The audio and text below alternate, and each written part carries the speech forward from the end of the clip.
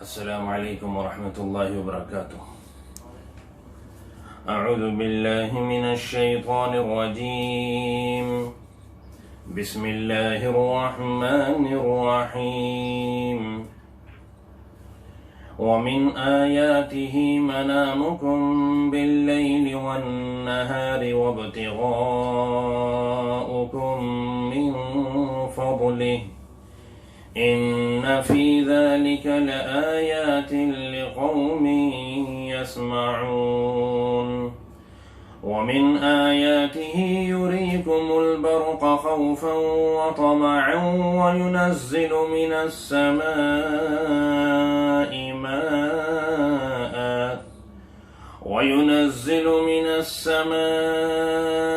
ماء فيحيي به الأرض بعد موتها إن في ذلك لآيات لقوم يعقلون ومن آياته أن تقوم السماء والأرض بأمره ثم إذا دعاكم دعوة من الأرض إذا أنتم تخرجون وله من في السماوات والأرض كل له قانتون وهو الذي يبدأ الخلق ثم يعيده وهو أهون عليه وله المثل الأعلى في السماوات والأرض وهو العزيز الحكيم صدق الله العظيم۔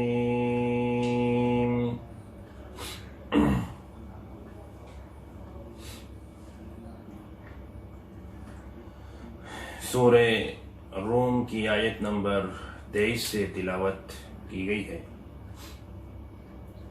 اللہ تبارک و تعالیٰ کی مختلف قدرت کی نشانیاں اس رکوع کے اندر بیان کی گئی ہے تاکہ ہم اللہ کی مخلوقات میں غور و فکر کر کے اس کی قدرت کو پہچان سکیں اور اللہ کی معرفت کو حاصل کر سکیں۔ اصل مقصد یہی ہے اپنے رب کو پہچاننا۔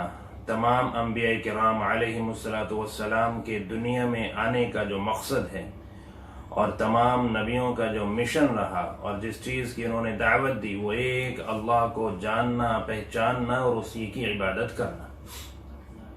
چنانچہ جتنا ہم غور و فکر کریں گے اللہ کی قدرت اور اس کی نشانیوں کو سمجھیں گے انشاءاللہ اتنا ہی ایمان قوی ہوگا، مضبوط ہوگا اور اس میں اضافہ ہوگا۔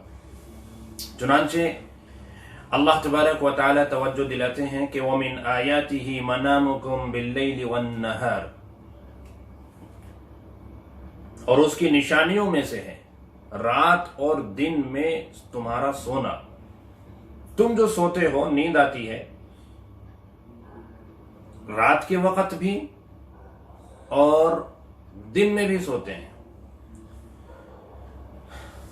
اصل اگرچہ سونے کے لیے جو اللہ نے بنائی ہیں وہ رات ہے، اور دن جو بنایا ہے وہ کسب معاش یعنی اپنی روزی تلاش کرنے کے لیے۔ اس کا ذکر قرآن کریم کی دوسری آیتوں میں اللہ تبارک و تعالی نے کیا ہے کہ ہم نے رات کو تمہارے لیے آرام کرنے کے لیے بنایا اور دن تمہارے لیے ذریعہ معاش کے لیے بنایا۔ تو اب اللہ تبارک و تعالیٰ کی قدرت ہم اس کے اندر کیسے پہچانیں؟ اگر ہم تھوڑا بھی غور کریں تو یقیناً ہم پہچان سکتے ہیں، اور اگر ہم غور نہیں کر سکتے تو جو ہمیں بتایا جا رہا ہے شریعت کی روشنی میں اللہ کے نبیوں اور پیغمبروں کے ذریعے جو ہمیں سمجھایا جا رہا ہے تو پھر ہمیں اس پر ایمان لانا چاہیے اور اس کو دھیان سے سننا چاہیے تاکہ بات سمجھ میں آئے کہ یقیناً یہ سونا اللہ کی بہت بڑی نعمت ہے ہمارے لیے، اور یہ اس کی قدرت کا مظہر ہے، یعنی اس سے اس کی قدرت ہمیں نظر آتی ہے۔ انسان تھکا ہارا کام کاج سے فارغ ہو کر آتا ہے اور وہ اتنا تھک چکا کہ وہ کنٹینیو کام کرنے کے لیے تیار نہیں ہے، وہ بہت زیادہ لمبے ٹائم تک کام نہیں کر سکتا۔ اب ضرورت ہے اس بات کی کہ آرام ملے اور پھر دوبارہ سے یہ جسم، یہ باڈی اس قابل ہو سکے کہ ہم اس سے کام لے سکیں، دوبارہ سے وہ چستی، وہ پھرتی آ سکے، تو یہ کیسے ہو؟ اس کا سب سے بہترین طریقہ نیند ہے۔ جب انسان سو جاتا ہے، اس کے دماغ کو، اس کی پورے جسم کو سکون مل جاتا ہے، تو پھر یہ دوبارہ تازہ ہو جاتا ہے اور کام کرنے کے لیے فٹ ہو جاتا ہے، تیار ہو جاتا ہے۔ تو اللہ رب العزت کی قدرت، اس کی نشانی نیند کا آنا، رات میں اور دن میں قیلولہ ہوتا ہے، دوپہر کے وقت بھی سوتے ہیں، اور رات تو اللہ نے بنائی ہی سونے کے لیے ہے۔ قدرتی طور پر آپ دیکھیں گے، فطری طور پر، کہ سبھی لوگوں کے اندر یہ تقاضا پیدا ہوتا ہے کہ رات ہو چکی ہے، اپنے اپنے گھر چلیں اور آرام کریں۔ یہاں تک کہ جتنے جانور ہیں اور درندے ہیں، پرندے ہیں، وہ سب بھی اپنے اپنے گھونسلوں میں اور اپنی اپنی رہائش گاہوں پر پہنچ جاتے ہیں آرام کرنے کے لیے۔ جیسی رات ہوتی ہے تو کون سا ایسا الارم بجتا ہے بھائی؟ کون اس بات کا حکم دیتا ہے کہ اب رات ہو گئی اور تم جاؤ سب اپنے گھروں میں اور تم سب کے سب آرام کرو جا کے؟ کوئی نہیں کہتا، لیکن اللہ نے ایک فطرت ایسی بنائی ہے، اور پھر اس کا تقاضا خود بخود پیدا ہوتا ہے، ہر ایک کے اندر پیدا ہوتا ہے۔ نیند انسان اپنی مرضی سے نہیں لا سکتا، یہ اللہ کی دین ہے۔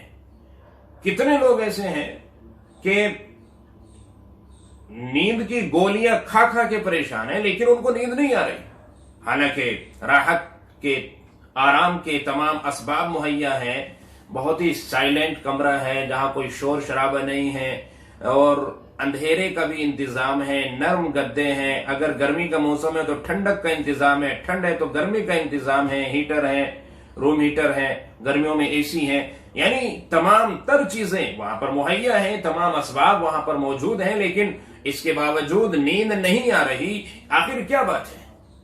اس سے معلوم ہوتا ہے کہ نیند کا حاصل کرنا یہ انسان کے اپنے بس کی بات نہیں ہے، یہ اللہ کی طرف سے ایک قدرتی عطیہ ہے، بہت ہی گراں قدر ایک اللہ کا تحفہ ہے انسان کے لیے اور تمام مخلوقات کے لیے۔ لیکن بعض لوگوں سے اللہ یہ نعمت چھین لیتے ہیں، وہ گولیاں کھاتے ہیں اور پھر بھی نیند نہیں آتی۔ اس میں بہت ساری وجوہات ہو جاتی ہیں، جس میں سے ایک وجہ اللہ کی اس نعمت کی ناقدری بھی ہو سکتی ہے۔ آج کل ہمارا معاشرہ، خاص طور سے مسلم معاشرہ، اس بات کا عادی ہو چکا کہ بے ٹائم سونا اور بے ٹائم اٹھنا، جبکہ اللہ کے نبی صلی اللہ علیہ وسلم نے ارشاد فرمایا کہ عشاء کی نماز کے بعد اگر کوئی بہت ضروری کام نہیں ہے تو سیدھے بستر کی طرف جائیں اور سوئیں، آرام کریں۔ ہاں، جن لوگوں کے ساتھ مجبوری ہے، جن کا کام ذریعہ معاش اللہ نے رات کے وقت رکھا ہے اور وہ رات کے وقت ہی نکلتے ہیں اپنی روزی روٹی کے لیے، تو یہ ایک علیحدہ بات ہے، وہ دن میں آرام کرتے ہیں۔ شاید اسی مناسبت سے اللہ رب العزت نے یہاں سونے کا ذکر رات کے ساتھ ساتھ دن میں بھی کیا ہے۔ لیکن جن لوگوں کا رات میں کوئی ضروری کام ایسا نہیں ہے کہ ان کو اپنی روزی روٹی کے لیے نکلنا پڑے، وہ خواہ کے لیے ایک گپ شپ میں اور آج کل انٹرنیٹ پر اور فلموں میں اور ڈراموں میں اور سیریلوں میں اور طرح طرح کی واہیات اور دوسری چیزوں کے اندر مشغول ہو کر وہ اس قیمتی لمحات، یہ جو اللہ کے قیمتی لمحات ہیں، ان کو وہ ضائع کر دیتے ہیں۔ تو اگر لگاتار یہ سلسلہ جاری رہتا ہے اور وہ توبہ نہیں کرتے تو ممکن ہے کہ ایسی بھی نوبت پہنچ جائے کہ پھر یہ چاہ کر بھی آرام کرنا چاہیں تو نہ کر سکیں، ان کو نیند نہ آئے، کیونکہ نیند کا بھیجنا یہ اللہ کے اختیار کی بات ہے۔ اسی طرح دن میں روزی تلاش کرنا یہ بھی انسان کے اپنے بس کی بات نہیں ہے، یہ بھی اللہ تبارک و تعالیٰ کی طرف سے اس کی دین ہے۔ ورنہ آپ نے دیکھا ہوگا کہ کتنے لوگ ایسے ہیں کہ علم میں برابر ہیں، عقل میں، سمجھداری میں برابر ہیں، ہوشیاری میں برابر ہیں، انہوں نے کوششیں بھی برابر کی ہیں، سارے کام انہوں نے برابر کیے ہیں، لیکن ایک کو روزی ملی ہے اور دوسرے کو روزی نہیں ملی۔ ایسا بارہا دیکھنے میں آتا ہے۔ تو یہ اس سے اندازہ ہوتا ہے کہ اللہ تبارک و تعالی ہی جس کو چاہتے ہیں اس کو نوازتے ہیں، اس کو روزی ملتی ہے۔ اس میں انسان کے اپنے اسباب کا اور اس کے کمالات کا کوئی دخل نہیں ہے، نہ تو نیند کے اندر اور نہ ہی کسب معاش کے اندر، یہ من جانب اللہ کی طرف سے ہے۔ اللہ تبارک و تعالی جسے چاہتے ہیں روزی کم عطا فرماتے ہیں، جسے چاہتے ہیں زیادہ عطا فرماتے ہیں۔ اللہ رب العزت جس کو چاہتے ہیں 8 گھنٹے کی نیند لینے کے باوجود اس کو ذہنی سکون نہیں مل پاتا، اور جسے اللہ چاہتے ہیں وہ تھوڑی دیر سوتا ہے تو فریش ہو جاتا ہے اور ذہنی سکون اس کو مل جاتا ہے. تو یہ سب اللہ کی طرف سے ہے.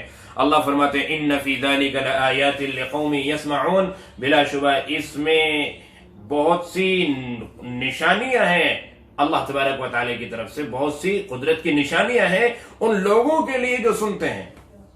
یہاں اللہ نے سننے کا ذکر کیوں فرمایا؟ بھائی ظاہر سی بات ہے، انسان جب سو جاتا ہے، بے خبر ہو جاتا ہے، تو آپ دیکھیے سونے کی حالت کا اس کو علم نہیں ہوتا، تو سونے کی حالت کا علم تو تبھی ہوگا جب کوئی بتائے گا اور یہ سنے گا. یا پھر یہ نیند، یہ سونا اور یہ معاش کا، روزی روٹی کا حاصل ہونا انسان کے آسانی سے شاید سمجھ میں نہ آئے، وہ اس کو اپنا کمالات کا ذریعہ سمجھے کہ بھئی میں نے جو روزی روٹی کمائی ہے یہ میں نے اپنے علم سے کمائی ہے، جیسے قارون بھی کہتا تھا، اور میں نے یہ اپنی عقل سے کمائی، اپنی سمجھ سے کمائی، اپنی محنت سے کمائی، یہ میری محنت کی کمائی ہے. ایسے ہی سونا کہ بھئی میرے پاس سونے کے تمام تر اسباب ہیں تو لہذا مجھے اچھی نیند آتی ہے، نہیں، بلکہ انبیاء کرام علیہ السلام نے آ کے بتایا کہ یہ اللہ کی طرف سے عطیہ ہے، اس کی طرف سے دین ہے. کتنے لوگ ہیں ٹوٹی چارپائی پر بڑی اچھی نیند لے لیتے ہیں، کتنے لوگ ہیں کہ پتھریلی زمین پر سر کے نیچے تکیہ بھی نہیں ہے، کوئی اینٹ اور پتھر رکھا ہوا ہے تو بھی وہ بڑی اچھی نیند لے لیتے ہیں. تو انبیاء کرام علیہ السلام کے سمجھانے اور ان کے بتانے پر بات سمجھ میں آتی ہے. تو اس لیے کہیں نہ کہیں گہرا تعلق ہے سننے سے، اس لیے اللہ رب العزت نے یہاں سننے کا ذکر فرمایا کہ ان لوگوں کے لیے جو سنتے ہیں اور سن کر پھر وہ سمجھتے ہیں، تو ان لوگوں کے لیے بڑی عبرت کی اور قدرت کی، اللہ کی طرف سے قدرت کی نشانیاں ہیں. اسی طرح اگلی آیت میں، آیت نمبر 24 میں اللہ فرماتے ہیں کہ وَمِنْ آیَاتِهِ يُرِيكُمُ الْبَرْقَ خَوْفًا وَطَمَعًا، اس کی قدرت کی نشانیوں میں سے ایک یہ بھی ہے کہ وہ تمہیں بجلی دکھاتا ہے. آسمان پر بجلی چمکتی ہے، بجلی کڑکتی ہے، بلکہ بڑی تیز پاور کی بجلی ہوتی ہے اللہ تبارک و تعالیٰ کی طرف سے. دنیا کی یہ رونق جو ہمیں آج نظر آ رہی ہے، جو فانوس، جو لائٹیں، یہ تو اللہ رب العزت نے انسان کو بعد میں سمجھ دی اس بات کی کہ اس کو کیسے بنایا جائے اور اپنی ضرورت کیسے اس سے پوری کی جائے. لیکن بادلوں کے اندر جو بجلی چمک رہی ہے، جو سب پر حاوی ہے، وہ تو شروع سے ہے. انسان تصور بھی نہیں شاید کر سکتا ہوگا کہ اللہ ہمیں بھی ایسی سمجھ دے دیں گے کہ ہم اپنے گھروں کو اس طرح سے روشن کر سکیں گے. اس سے پہلے سے یہ بجلیاں ہیں جو آسمان پر چمکتی ہیں. تو 1400 سال پہلے اللہ رب العزت قرآن کریم کے اندر فرما رہے ہیں، 1450 سال پہلے، کہ یہ جو بجلی ہم تمہیں دکھاتے ہیں، آسمان پر جو بجلی کڑکتی ہے، تو اس میں بھی اللہ تبارک و تعالیٰ کی قدرت کی نشانی ہے. کس طرح اللہ تبارک و تعالیٰ اس بجلی کو پیدا کرتے ہیں، کیسے اللہ تبارک و تعالیٰ بجلی کو پیدا کرتے ہیں. بعض روایتوں میں آتا ہے کہ رعد فرشتہ جو بادلوں کو ہکاتا ہے بارش کے وقت، بھاری بھرکم بادل، اور وہ ان کو ہکاتا ہوا جہاں اللہ کا حکم ہے وہاں لے جاتا ہے. اس کے ہاتھ میں اللہ نے ایک کوڑا دیا ہوا ہے، جب وہ اپنا کوڑا چلاتا ہے تو اس سے یہ بجلی چمکتی ہے اور یہ گرج کی آواز پیدا ہوتی ہے جو بڑی خوفناک ہوتی ہے. تو اللہ فرماتے ہیں کہ اس بجلی سے ایک ڈر کا بھی ماحول پیدا ہوتا ہے، کیونکہ ایک اندیشہ ہے اس بات کا کہ یہ بجلی خدا نخواستہ کہیں گر گئی تو وہاں تباہی مچا دے گی. کسی کے کھیت میں گر گئی تو سارا جو کھیت ہے اس کا خاستر ہو جائے گا، جل کے راکھ ہو جائے گا. اگر خدا نخواستہ کسی شخص پر گر گئی تو وہ اپنے جان سے ہاتھ دھو بیٹھے گا، وہ بچ نہیں پائے گا. تو یہ ڈر بھی ہے اس بجلی کے اندر، وَطَمَعًا، اور امیدیں بھی ہیں. امید کس بات کی ہے کہ اب یہ بجلی چمک رہی ہے تو اب انشاءاللہ بارش بھی ہوگی، کیونکہ یہ بجلی کا چمکنا اسی وقت عام طور سے ہوتا ہے کہ جب بارش برسنے کا موقع ہوتا ہے. تو اس بجلی کے کڑکنے سے جہاں ایک طرف ایک ڈر کا ماحول پیدا ہوتا ہے، دوسری طرف اللہ کی رحمت کی امیدیں بھی جاگتی ہے.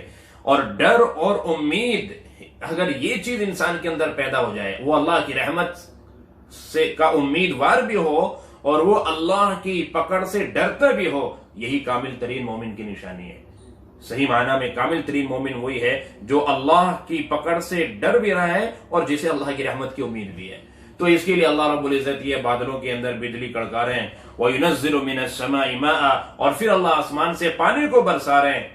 بارش برسا رہے ہیں فَيُحْيِي بِهِ الْأَرْضَ بَعْدَ مَوْتِهَا، اور اس پانی کے ذریعے اللہ تبارک و تعالی مردہ زمین کے اندر جان پیدا کر دیتے ہیں۔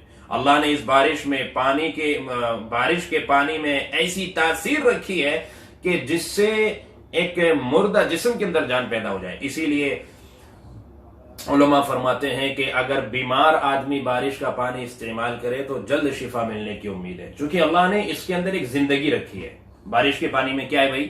اللہ نے زندگی رکھی ہے۔ بارش کے پانی کو اللہ نے اس قابل اپنی قدرت سے بنایا ہے، ورنہ یہ پانی تو سمندر سے اٹھایا گیا، بادل سمندر سے اٹھا کر لے کر آئے۔ اور آپ جانتے ہیں کہ سمندر میں پانی نمکین ہوتا ہے جسے آپ اپنے زبان پر بھی نہیں رکھ سکتے، لیکن بادل اس کو اٹھا کر لے کر گئے، اور جہاں اللہ نے چاہا وہاں وہ لے کر گئے اور برسایا۔ یہ جو مرحلہ گزرا ہے سمندر سے پانی اٹھانے کا اور جہاں اللہ نے چاہا وہاں برسانے کا، اس بیچ میں ہی اللہ نے اس پانی کو مکمل طور پر فلٹر کر دیا، اس کی نمکینی کو ختم کر دیا۔ سمندر سے نمکین پانی بادل اٹھاتا ہے اور جب آپ کے اوپر برساتا ہے تو وہ میٹھا ہوتا ہے۔ تو یہ اللہ کی قدرت نہیں ہے؟ کس نے اس کو فلٹر کیا؟ بادلوں کے اندر۔ غور کرنے کی بات ہے۔ آج ہم اپنے گھروں میں فلٹر مشین لگا کے پریشان ہیں، آئے دن سروسز کی ضرورت پڑتی ہے، اس کا بجلی کا خرچ الگ ہے، تب کہیں جا کے ہمیں ایک فلٹر پانی نصیب ہوتا ہے۔ لیکن اللہ پاک اتنی بڑی مقدار کے اندر پانی کو فلٹر کر کے اپنے بندوں کے لیے مہیا کر رہے ہیں، کھیتوں میں برسا رہے ہیں، ندیوں میں نالوں میں بہا رہے ہیں، پہاڑوں پہ برف کی شکل میں جما رہے ہیں، تاکہ وہ آہستہ آہستہ پگھل کر زمین کے ہر حصے میں پھیل جائے اور بندہ اپنی جگہ پر بیٹھا ہوا جہاں سے چاہے بورنگ کر کے کھدائی کر کے اس کو نکال لے۔ یہ اللہ کی قدرت۔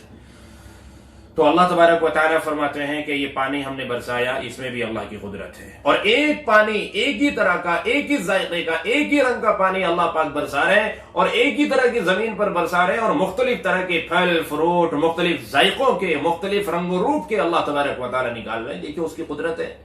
اللہ رب العزت اسی پانی سے انار بھی نکال رہے ہیں، اسی سے امرود بھی نکال رہے ہیں، اسی سے سیب پیدا کر رہے ہیں، اسی سے انگور پیدا کر رہے ہیں، اسی سے کھجور پیدا کر رہے ہیں، اسی سے زیتون پیدا کر رہے ہیں۔ رنگ اور روپ بھی الگ ہیں، ذائقے بھی الگ ہیں، فائدے بھی الگ ہیں، ساری چیزیں الگ ہیں۔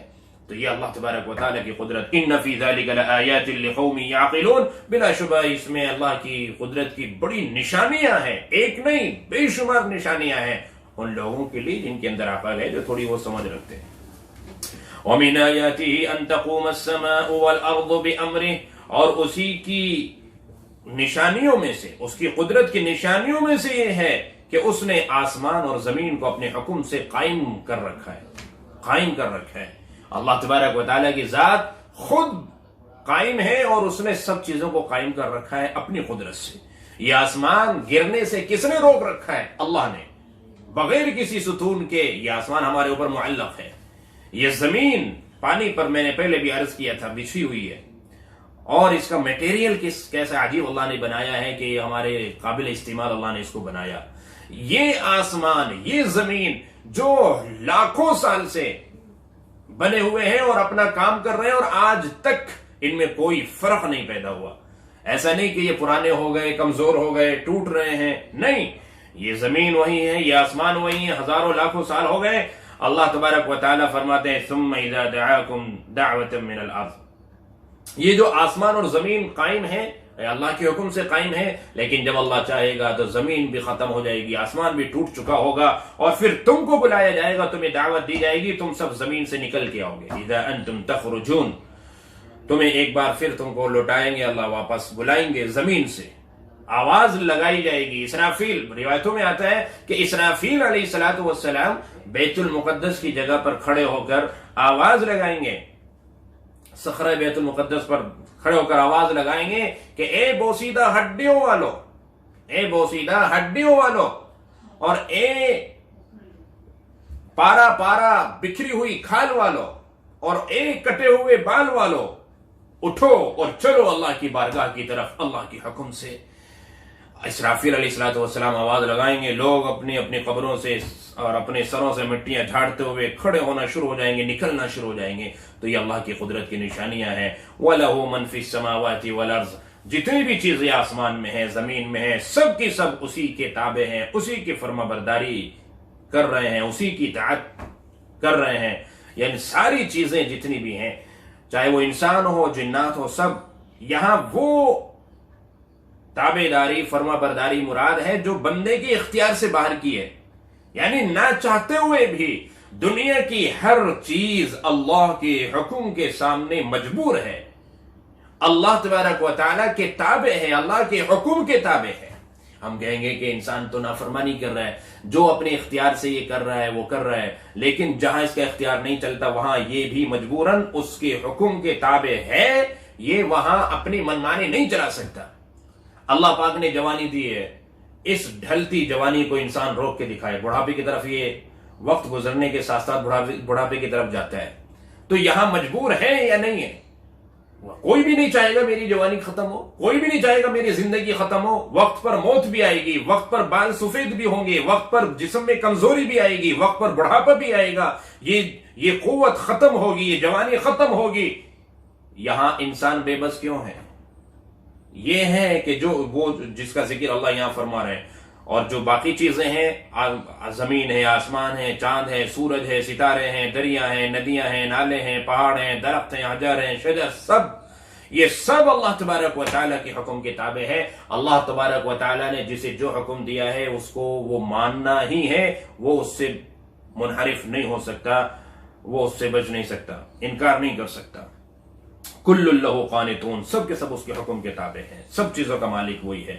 چنانچہ آخری آیت میں جو اللہ فرما رہے ہیں، اصل نچوڑ یہ ہے، یہ جو اس رکوع کی آخری آیت ہے، آیت نمبر 27، یہ اصل نچوڑ ہے۔ یہ جتنی بھی قدرت کی نشانیاں ہیں جو اللہ پاک نے اب تک ذکر کی ہیں، اس سے ہمیں اپنے رب کی طاقت کا اندازہ لگا لینا چاہیے، اپنے رب کی قدرت کو پہچان لینا چاہیے اور سمجھ لینا چاہیے کہ وَهُوَ الَّذِي يَبْدَأُ الْخَلْقَ ثُمَّ يُعِيدُ، وہی ذات ہے جس نے اول مرتبہ پیدا کیا، تمام مخلوقات کو پہلی بار جس نے بنایا، انسانوں کو بھی، جناتوں کو بھی، فرشتوں کو بھی، سب کو اس نے بنایا۔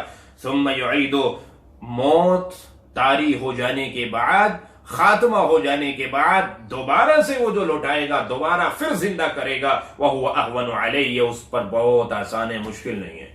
یہ بندوں کو سمجھانے کے لیے اللہ نے کہا، ورنہ اللہ کے لیے پہلی دفعہ بھی اتنا ہی آسان، دوسری دفعہ بھی اتنا ہی آسان، لیکن چونکہ بندے کی سمجھ جو ہے نا جہاں تک کام کرتی ہے، اس اعتبار سے اللہ رب العزت نے اس مقام پر اتر کے اللہ پاک نے اپنے بندے کو سمجھایا کہ میرے بندے تو خود سوچ کہ جس طرح پہلی دفعہ پیدا کرنا کے مقابلے میں دوسری دفعہ کوئی چیز بنانا آسان ہوتی ہے، پہلی دفعہ بنانے کے مقابلے میں دوسری دفعہ بنانا اس کا آسان ہو جاتا ہے، ایسے تو یہ سمجھ لے کہ تیرے رب نے جب پہلی دفعہ سب چیزوں کو بنایا تو دوسری دفعہ کیوں نہیں بنا سکتا؟ اس کے لیے کیا مشکل ہے؟ اور پھر کیوں ماننے کے لیے آپ تیار نہیں ہیں؟ یہ بہت آسان ہے اس کے لیے۔ یہ میں نے جیسے عرض کیا کہ جتنی بھی اللہ پاک نے یہ قدرت کی نشانیاں 5-6 آیتوں کے اندر اللہ پاک نے بیان کی ہیں، 6-7 آیتوں کے اندر، تو ان سب کا خلاصہ یہ ہے کہ اللہ تبارک و تعالیٰ بلا شبہ اس پر قادر ہے کہ مرنے کے بعد اللہ دوبارہ زندہ ہوں گے۔ میں نے پہلے بھی عرض کیا تھا، عقیدہ آخرت ریڑھ کی ہڈی ہے، عقیدہ آخرت اگر مضبوط ہے تو انسان کا ایمان محفوظ ہے، اور اگر اس کے آخرت کے عقیدے کے اندر کوئی کمزوری ہے تو پھر ایمان بھی سلامت نہیں ہے، اور بہت ہی غور و فکر کرنے کی ضرورت ہے۔ وَلَهُ الْمَثَلُ الْأَعْلَى فِي السَّمَاوَاتِ وَالْأَرْضِ، آسمانوں میں، زمین میں اس کی شان سب سے اونچی ہے، سب سے اعلیٰ ہے، سب سے برتر ہے، اس جیسا کوئی ہے ہی نہیں، نہ آسمانوں میں ہے نہ زمین میں ہے۔ جب اس جیسا کوئی ہے ہی نہیں تو پھر عبادت اس کے علاوہ کسی اور کی کیوں؟ عبادت اسی کی ہونی چاہیے، اسی کی ہونی چاہیے، لیکن اس کے باوجود اس کے ساتھ نہ جانے کن کن چیزوں کو لوگوں نے شریک کر دیا۔ وہ چاہے تو فوراً انتقام لے سکتا ہے، اس لیے کہ وَهُوَ الْعَزِيزُ، وہ بڑا زبردست ہے، وہ فوراً انتقام لے سکتا ہے، لیکن وہ فوراً انتقام نہیں لے رہا ہے کیونکہ حکیم بھی ہے، بڑی حکمتوں والا ہے، اس میں اس کی بڑی حکمتیں ہیں، اس نے مہلت دے رکھی ہے، اس نے ٹائم دے رکھا ہے، فوری طور پر وہ عذاب میں مبتلا نہیں کر رہا ہے، فوری طور پر وہ سزا نہیں دے رہا ہے، اس نے سزا کے لیے ایک دن مقرر کیا ہوا ہے جس کو قیامت کا دن کہا جاتا ہے، اور اس کا آنا یقینی ہے، جس کے آنے میں کوئی شک و شبہ نہیں۔ یہ چیز ہمیں اصل ہے جو سمجھنی ہے۔ عقید آخرت کو مضبوط کرنا ہے، اللہ کی معرفت حاصل کرنی ہے، زندگی میں آنے کا مقصد ہمیں سمجھنا ہے، اپنے رب کو پہچاننا ہے۔ جتنا رب کو پہچانتے جائیں گے، اس کی معرفت حاصل کرتے جائیں گے، اس کو سمجھتے جائیں گے، اتنے اس کے قریب ہوتے چلے جائیں گے اور ایمان مضبوط تر ہوتا چلا جائے گا۔ اللہ تبارک و تعالی ہم سب کو ان تمام آیتوں میں غور و فکر کرنے کی، سمجھنے کی اور عمل کرنے کی توفیق عطا فرمائے۔ السلام علیکم ورحمۃ اللہ وبرکاتہ۔